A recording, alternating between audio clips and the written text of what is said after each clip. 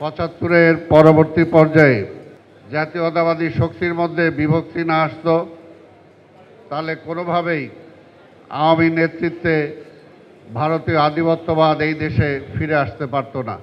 কিন্তু এই জাতীয় প্রেস ক্লাবেও যদি জাতীয়তাবাদী শক্তির মধ্যে বিভক্তি না আসতো, তাহলে আওয়ামী স্বৈরাচারের দালালরা যারা প্রেস ক্লাব দখল করেছিলেন তারা দখল করতে পারত না।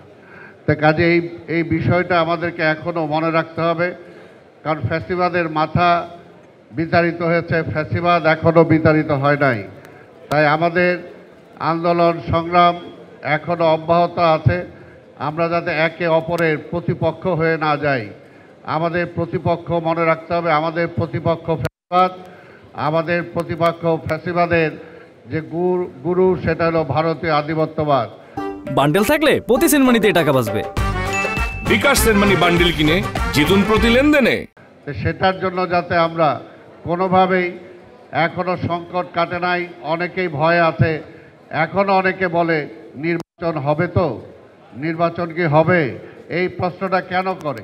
এবং সেটা কিন্তু আমরা যারা ফ্যাসিবাদকে বিদায় করেছি, আমাদের বিভিন্ন কথাবার্তা, আমাদের বিভিন্ন রকম স্টেটমেন্টের কারণেই কিন্তু আজকে সেই কথাটা জনগণের মধ্যে বলার সুযোগ পাচ্ছে। তাই বিশ্বাস করি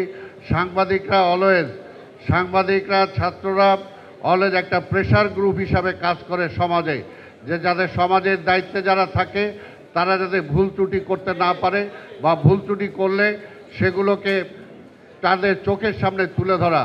তা আমি বলবো এই সাংবাদিকরা ঐক্যবদ্ধভাবে যাতে আমাদের জাতীয়তাবাদী শক্তির মধ্যে বিভক্তি না আসে, তার একটা প্রেশার গ্রুপ হিসাবে আপনারা কাজ করবেন।